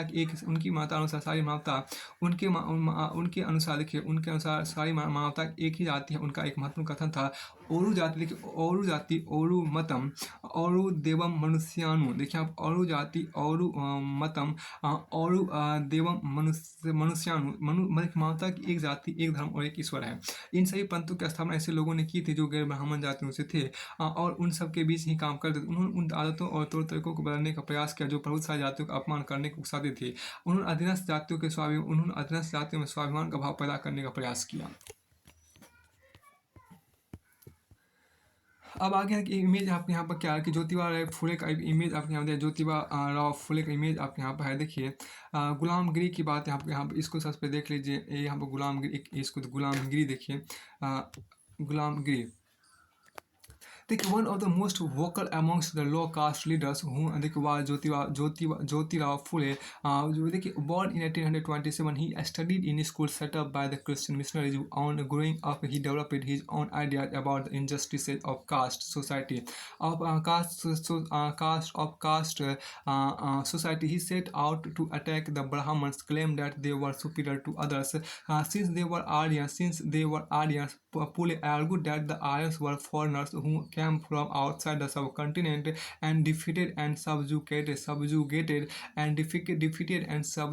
the true children of the country, those who had lived here from before the coming of the Aryans. Had the Aryans established their dominance, they began looking at the defeated population as inferior as low caste people. According to the Pule, the upper caste had no right to their land and power. In reality, the land belonged to indigenous people, the so-called low caste. Pule claimed that before Aryan rule, there exists a golden age when warrior peasants tilled the land and ruled the Maratha countryside in just and fair ways. He proposed that Sudra's labeling caste and Ati Sudra's untouchable should unite to challenge caste discrimination. The Satya Sodhak Samaj and Association Phule founded. The the founder of Satya Sodhak Samaj is Jyotirao Phule, propagate caste equality. The Satya Sodhak Samaj and Association Phule founded, propagated caste equality. नौका मन हिंदी। एक नीम जाति नेताओं में ज्योतिबा फुले सबसे मुखर नेताओं में से 1827 में जन्मे ज्योतिबा फुले ने ईसाई प्रचारकों द्वारा खोले गए स्कूलों में शिक्षा पाई थी। बड़े होने पर जाति आधारित समाज में फैले अन्याय के बारे में अपने विचार व्यक्त किए। उन्होंने ब्राह्मणों के इस दावे पर खुलकर हमला किया। हमला बोला कि आर्य होने के कारण वे औरों से श्रेष्ठ है। फुले का तर्क था कि आर्य विदेशी थे जो उपमहाद्वीप के बाहर से आए थे। उन्होंने इस मिट्टी के असली वारिसों आर्य के आने से पहले यहाँ मूल निवासों को हराकर उन्होंने गुलाम बना लिया था। जब आर्य ने अपना प्रभुत्व स्थापित कर लिया तो वे पराजित जनता को निम्न जाति वाले मानने लगे। अब यहाँ देखिए फुले के अनुसार ऊंची जातियों को उनकी जमीन और सत्ता पर कोई अधिकार नहीं है। यह धरती यहाँ के देशी लोगों की, कथित निम्न जाति के लोगों की है। अब फुले ने दावा किया कि आर्यों के शासन से पहले यहाँ स्वर्ण युग था। तब योद्धा किसान जमीन जोतते थे और मराठा देहात पर न्याय संगत और निष्पक्ष तरीके से शासन करते थे। उन्होंने सुझाव दिया कि शुद्ध मतलब श्रमिक जातियों और अति शुद्ध मतलब अछूत को जातीय भेदभाव खत्म करने के लिए संगठित होना चाहिए। फुले द्वारा स्थापित किए गए सत्य शोधक समाज नामक संगठन ने जातीय समानता के समर्थन में मुहिम चलाई। उसके बाद आपको आगे यहाँ पर जो आपको दिया गया देखिए, me here and you over there, मैं यहाँ तुम वहाँ। देखिए यहाँ बहुत अच्छी बात कहा गया। देखिए me here and you over there, मतलब मैं यहाँ और तुम वहाँ की बात करते हैं। Phule was also critical of anti colonial nationalism that was preached by upper caste leaders. He wrote, the Brahmins, देखिए यहाँ पर क्या, the Brahmins have hidden away the sword of their religion, which has cut the throat of the people's prosperity, and now go about posing as great patriots of their country. And they give this advice to our Sudra, Muslim, and Parsi youth that unless we put away all quarreling amongst ourselves about the divisions between high and low in our country and come together, our country will never make any progress. It will be unity to serve their purposes, and then it will be me here and you over there again. अब देखिए पूरे उच्च जाति के नेताओं को उपनिवेश विरोधी राष्ट्रवाद के भी आलोचक थे। उन्होंने लिखा था, ब्राह्मण ने अपने धर्म की वह तलवार छिपा ली जिसने लोगों की संपन्नता एवं गला काट दिया है, और अब वे देश के महान देशभक्त बने घूम रहे हैं। वे हमारे शूद्र, मुस्लिम और पारसी नौजवानों को यह सलाह देते हैं कि अगर हम ऊंच नीचे के बारे में अपना सारा लड़ाई झगड़ा बंद करके एकजुट नहीं होंगे तो हमारा देश कभी उन्नति नहीं कर पाएगा। यह एकता उन्हीं के फायदे में, क्योंकि इसके बाद दोबारा स्थिति पैदा हो जाएगी, मैं यहाँ और तुम वहाँ। देखिए एक आपका एक्टिविटी यहाँ पर शो किया, उसको देख लीजिए। देखिए carefully read source 3, what do you think Jyotiba Phule meant by me here and you over there. अब यहाँ देखिए क्या है कि सोर्स 3 को ध्यान से पढ़े कि मैं यहाँ और तुम वहाँ ज्योतिबा फुले का क्या आशय था। फिर आप आगे यहाँ पर देखिए, यहाँ पर नेक्स्ट लाइन आपको यहाँ पर कहा गया। देखिए क्या कि इसको था, देखिए इन 1873 फुले wrote a book named Ghulamgiri, meaning slavery. देखिए some 10 years before this the American Civil War had been fought, leading to the end of slavery in America. Fule dedicated his book to all those Americans who had fought to free slaves, thus establishing a link between the condition of the lower caste in India and the black slaves in America. As this example shows, Fule extended his criticism of the caste system to argue against all forms of inequality. He was concerned about the plight of upper caste women, the miseries of the laborer, and the humiliation of low caste. This movement for caste reform was continued in the 20th century by other great Dalit leaders like Dr. B.R. Ambedkar in Western India and E.V. Ramaswamy Naikar in the South.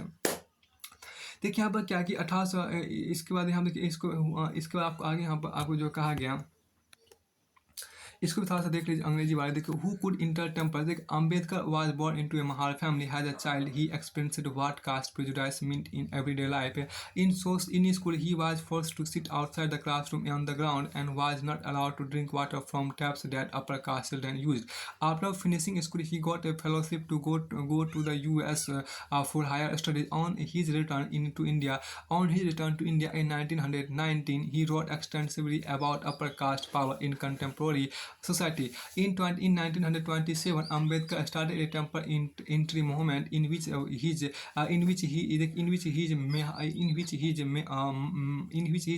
Mahar caste followers participated. देखिए Brahman priests were outraged when the Dalit used water from the temple tank.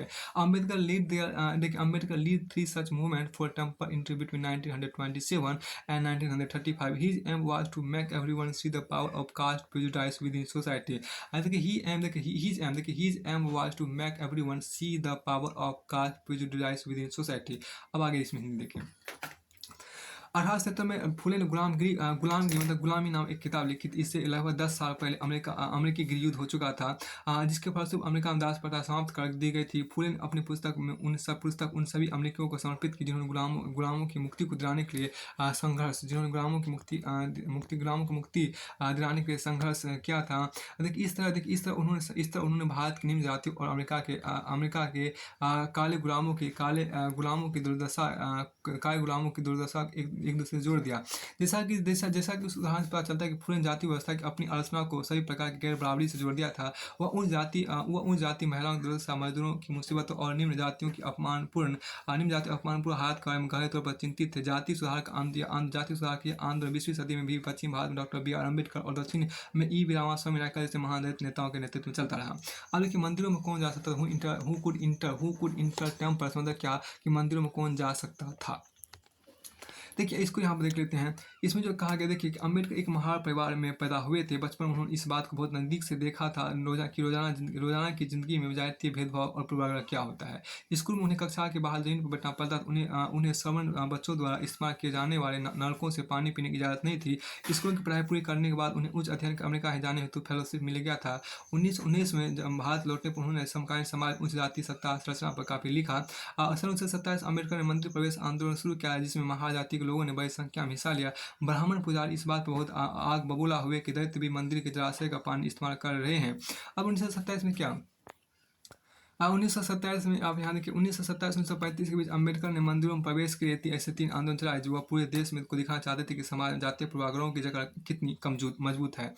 देखिए वह पूरे देश में को दिखाना चाहते थे कि समाज जातीय पूर्वाग्रहों की जगह कितनी मजबूत है। एक खास हूँ ऑल्सो ह्यूमन बीइंग यहाँ पर क्या कि एक खास जो यहाँ पर कहा गया कि वी ऑल्सो ह्यूमन बींग्स। एक यहाँ पर आप इमेज देखिए आप इसको देख लेते हैं। We also human beings in 1927 Ambedkar said we no want to go to the tank only to prove that like others we are also human beings. Hindu society should be recognized on two main principles: equality and absence of casteism यहाँ पर होता है। देखिए हम भी इंसान हैं। 1927 अम्बेडकर ने कहा था कि अब हम सिर्फ ये साबित करने के तरह पर जाना चाहते हैं कि औरों की तरह हम भी इंसान हैं। हिंदू समाज का 2 मुख्य सिद्धांत समानता और जातिवाद की समाप्ति पर पुनर्गठन किया जाना चाहिए। देखिए the gateway of Madurai temple drawn by Thomas Daniel 1792 untouchables were not allowed anywhere near such gateway until the temple entry movement began. अब यहाँ देखिए ये जो आपको टेम्पल देख रहे हैं काफ़ी अच्छा है। देखिए यहाँ पर मदुरई मंदिर देखिए क्या मदुरई मंदिर का प्रवेश द्वार थॉमस डैनियल द्वारा बनाया गया चित्र है। मंदिर प्रवेश आंदोलन से पहले अछूतों को इस तरह के प्रवेश द्वारों के आसपास फटकने नहीं दिया जाता था। फिर आपको आगे यहाँ देखिए है इसके बाद देखिए आपको आगे यहाँ पर आपको है इसके बाद आगे आपको जो यहाँ पर देख रहे हैं उसको यहाँ पर देखिए क्या है कि देखिए आपको यहाँ पर द नन ब्राह्मण मूवमेंट को भी थोड़ा सा देख लीजिए। नन ब्राह्मण मूवमेंट आपको यहाँ पर है। द नॉन ब्राह्मण मूवमेंट आपको है तो उसको यहाँ पर थोड़ा सा देख लीजिए। देखिए यहाँ पे जो कहा गया द नॉन ब्राह्मण मूवमेंट की बात यहाँ पर कर लेते हैं। देखिए द नॉन ब्राह्मण मूवमेंट, गैर ब्राह्मण आंदोलन। देखिए in the early 20th century the non Brahmin movement started the initiative came from those non Brahmin caste that had acquired access to education, wealth and influence. They argued that Brahmins were heirs of iron invaders from the north who had conquered southern lands from the original inhabitants of the region. The indigenous Dravidian races, they also challenged Brahminical claims to power. देखिए E.B. Ramaswamy Nayakar or Periyar, as was called, came from a middle class family. Interestingly, he had been an ascetic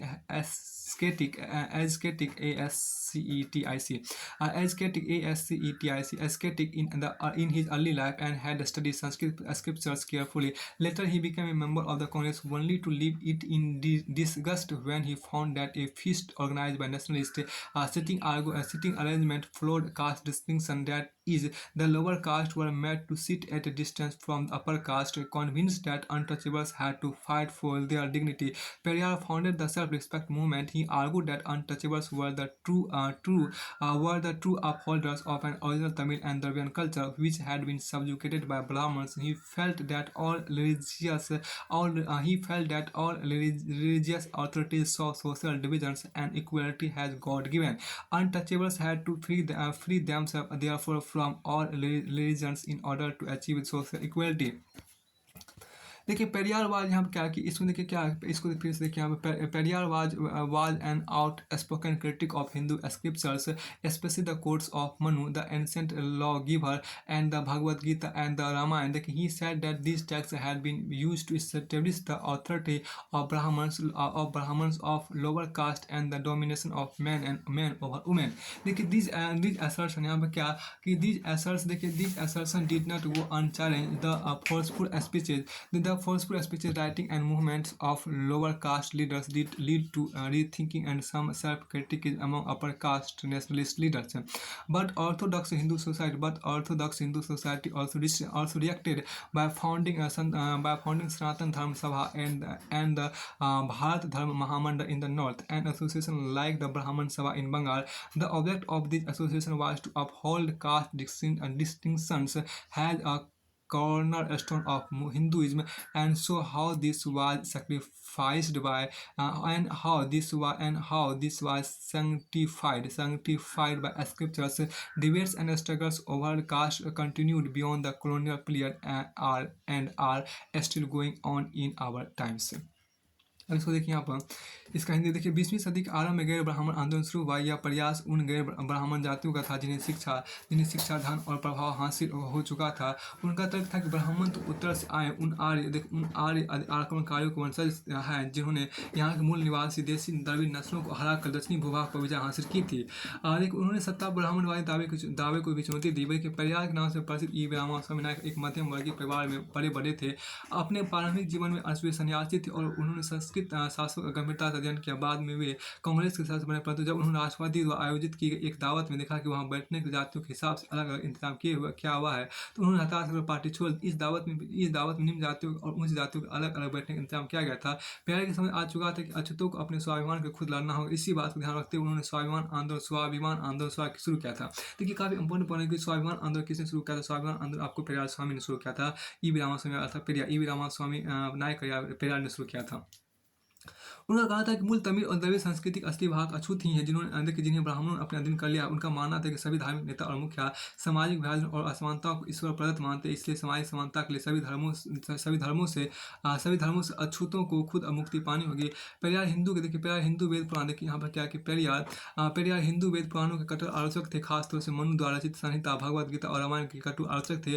उनका कहना था कि ब्राह्मणों ने निचली जातियों पर अपनी सत्ता था महिलाओं पर पुरुषों का प्रभुत्व स्थापित करने इन पुस्तकों का सहारा लिया है. वे देखिए ये दलील लोगों को रास नहीं आए. निम्न जातीय नेताओं के भाषण, विचारपूर्ण लेखन और आंदोलन के उच्च जाति राष्ट्रवादी नेताओं के बीच कुछ आत्ममंथन और आलोचना की प्रक्रिया शुरू हुई. परंतु रूढ़िवादी हिंदू समाज ने उत्तर में सनातन धर्म सभाओं तथा भारत धर्म महामंडल और बंगाल में ब्राह्मण समाज जैसे संगठनों जरिए इन रुझानों का सख्ती से विरोध किया. इन संगठनों का मकसद यही था कि हिंदू धर्म में जाते उच्च नीच का जो महत्व दिया जाता है उस पर कोई आँच ना आए। देखिए वे साबित करना चाहते थे कि इस बात को धार्मिक ग्रंथों में भी मान्यता मिली हुई है और औपनिवेशिक काल के बाद भी जाति के सवाल पर बहस और संघर्ष चलते रहे हैं, ये आज भी जारी है। अब आगे हम देखिए क्या कि इसमें आगे आप यहाँ पे इमेज याद कि ईवी रामास्वामी पेरियार नायकर का इमेज आपको दिया, ईवी रामास्वामी नायकर पेरियार का इमेज यहाँ पे दिया गया है। अब देखिए पेरियार ऑन वुमेन, तो पेरियार ऑन वुमेन की तरह से बात कर लेते हैं यहाँ पे इसकी। अब यहाँ देखिए क्या कि Periyar rode only with the arrival of word such as थारा सच एज, यहाँ पे क्या कि सच एज थारा, देखिए थारा मुर्कुम, देखिए थारा मुर्कुतम our women had become puppets in the hands of their husband. We ended up with such fathers who advised their daughters that they had been gifted away to their husband and they belong to their husband's place. And this is the result of our association with Sanskrit. देखिए तारा मुकुंदम जैसे शब्दों के आगमन के बाद हमारी महिला अपने पतियों के हाथों कठपुतली बन गई थी। हम ऐसे पिताओं के संरक्षण में जीना पड़ा जो अपनी बेटियों को सलाह देते थे उनकी हम ऐसे पिताओं के संरक्षण में जीना पड़ा जो अपनी बेटियों को सलाह देते हैं कि उन्हें पतियों को उपहार में दिया जा चुका है और अब वे अपने पति के घर का हिस्सा है। ये संस्कृत के साथ हमारी घनिष्ठता का परिणाम है। अब आगे देखिए यहाँ पर क्या एक्टिविटी यहाँ पर कहा गया कि देखिए एक्टिविटी में क्या कि why does caste remain such a controversial issue today, what do you think was the most important movement against caste in colonial times. यहाँ पे क्या गतिविधि की बात यहाँ पर की गई है। देखिए आज भी जाति इतना विवादास्पद मुद्दा क्यों बनी हुई, औपनिवेशिक काल में जाति के विरुद्ध सबसे महत्वपूर्ण आंदोलन कौन सा था। अब आगे यहाँ पर देख सकते हैं क्या कि इसमें देखिए ऑर्गेनाइजिंग फॉर रिफॉर्म्स की बात यहाँ पर की गई है। हाँ, इसमें देखिए सबसे पहले आपको देखिए ऑर्गेनाइजिंग फॉर रिफॉर्म्स की बात यहाँ पर कर लेते हैं। इसको इस वाले पहलू को हम यहाँ देख लेते हैं। इसमें देखिए सबसे क्या कि इसमें जो आपको सबसे देखिए ऑर्गेनाइजिंग इन रिफॉर्म्स के अंतर्गत देखिए सुधारों के संगठित होना। देखिए सुधारों के लिए आपको संगठित होना यहाँ आपको है, सुधारों के लिए संगठित होना। अब यहाँ आपको आगे देखिए क्या द ब्रह्मो समाज, देखिए ये जो आपकी इमेज है क्या ये आपको है Keshav Chandra Sen, one of the main leaders of the Brahmo Samaj. देखिए the Brahmo Samaj founded in 1830 prohibited all forms of idolatry and sacrifice, believe in the Upanishad and forbade its members from criticizing other religious practice. It critically drew upon the ideas of religions, especially of Hindu and Christianity, looking at their negative and positive dimension. अब यहाँ देखिए ब्राह्मण समाज में क्या कि केशव चंद्र विद्यासागर ब्राह्मण समाज के मुख्य नेताओं से एक थे। ब्राह्मण समाज की स्थापना 1830 में की गई थी। ब्राह्मण समाज की स्थापना 1830 ईस्वी में की गई थी। यह संस्था से मूर्ति पूजा और बलि के विरुद्ध थी और इसके अनुयायी उपनिषदों में विश्वास रखते थे। इसके सदस्यों में को अन्य धार्मिक प्रथाओं या परंपराओं की आलोचना करने का अधिकार नहीं था। इसके सदस्यों को अन्य धार्मिक प्रथाओं या परंपराओं की आलोचना करने का अधिकार नहीं था। ब्राह्मण समाज में विभिन्न धर्मों के आदर्शों खासतौर से हिंदुत्व और ईसाई धर्म के विचारों की आलोचनात्मक व्याख्या करते हुए उनके नकारात्मक और सकारात्मक पहलुओं पर प्रकाश डाला था। अब यहाँ देखिए क्या कि डेरोजियो एंड यंग मंगार की बात करते हैं। देखिए Henry Louis Vivian Derozio, a teacher at Hindu college Calcutta in the 1820, promoted radical ideas and encouraged his pupils to question all authority. Referred to as the young Bengal movement, his students attacked the tradition and custom, demanded education for women and campaigned for the freedom of thought and expression. अब देखिए 1820 के दशक में Henry Louis Vivian Derozio Hindu college Calcutta में अध्यापक थे। उन्होंने अपने विद्यार्थियों को आमूल परिवर्तन का विचारों से अवगत कराया और उन्हें तमाम तरह के सत्ता प्रसार खड़ा करने के लिए प्रोत्साहित किया।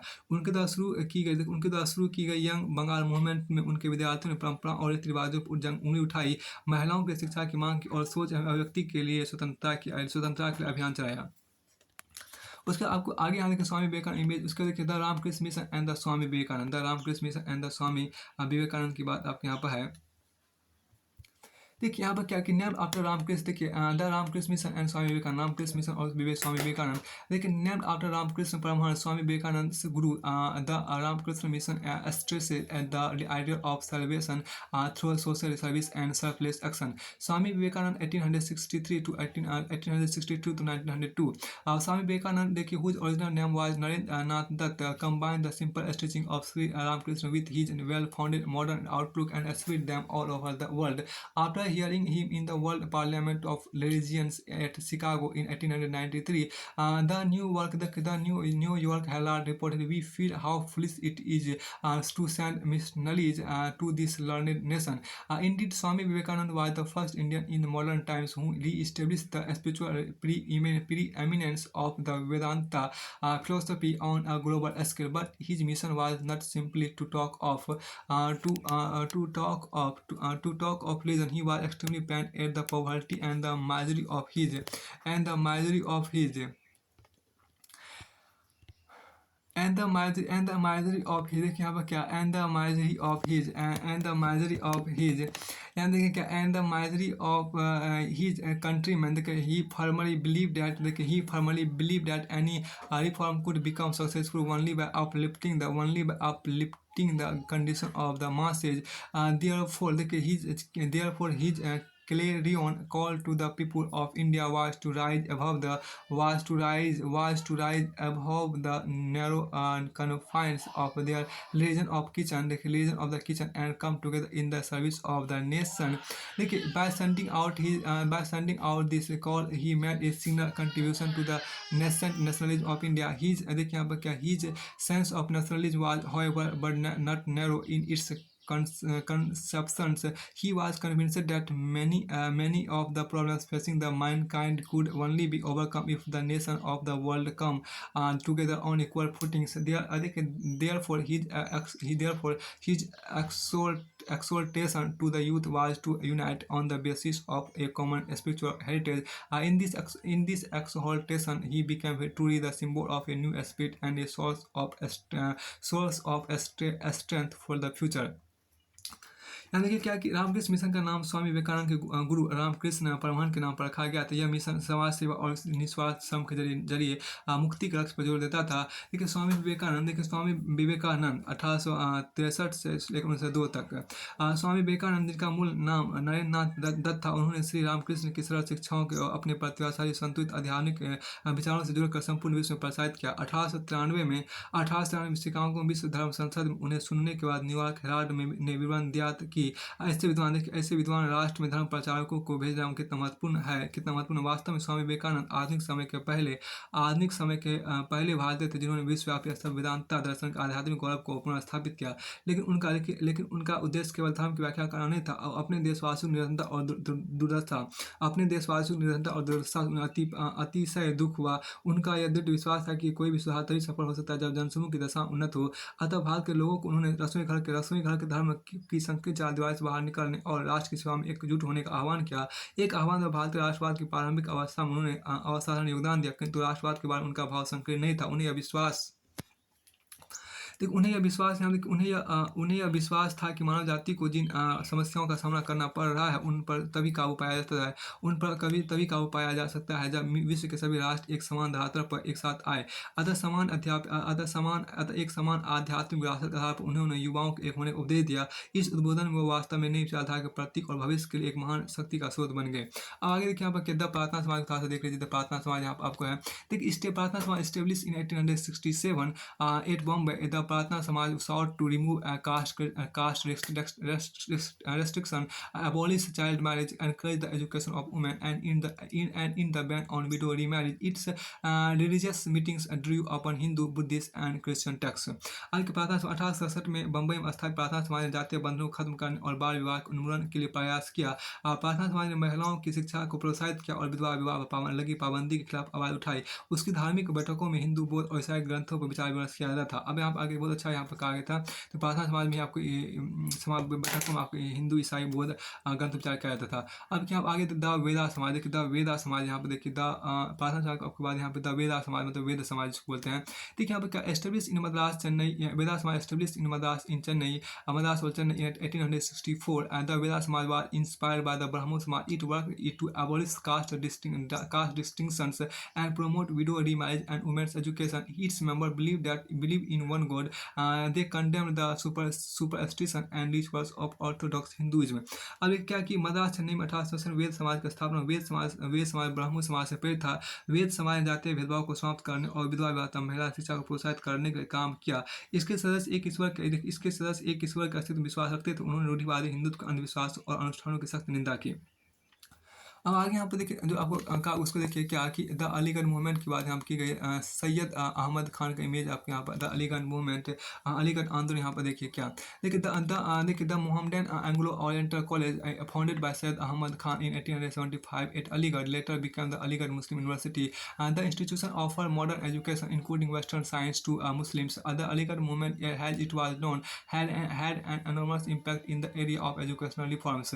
आगे क्या अलीगढ़ आंदोलन क्या सैयद अहमद खान द्वारा 1875 में अलीगढ़ में खोले गए मोहम्मदन एंग्लो ओरिएंटल कॉलेज को ही बाद में अलीगढ़ मुस्लिम विश्वविद्यालय के नाम से जाना गया। यहाँ मुसलमानों के पश्चिमी विज्ञान के साथ साथ विभिन्न विषयों की आधुनिक शिक्षा दी जाती थी। अलीगढ़ आंदोलन का शैक्षणिक सुधारों के क्षेत्र में गहरा प्रभाव रहा है। आगे द सिंह सभा मूवमेंट की बात करें तो द सिंह सभा मूवमेंट आपको सिंह सभा आंदोलन यहाँ देख लीजिए।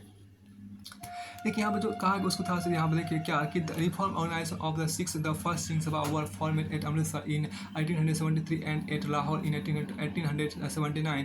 द सभा साउट टू देखिए the Sabha sought to rid Sikhism of superstition caste distinction and practice seen by them as non Sikh. They promote education among the Sikhs of combining modern instruction with Sikh teachings. अब यहाँ देखिए सिखों के सुधारवादी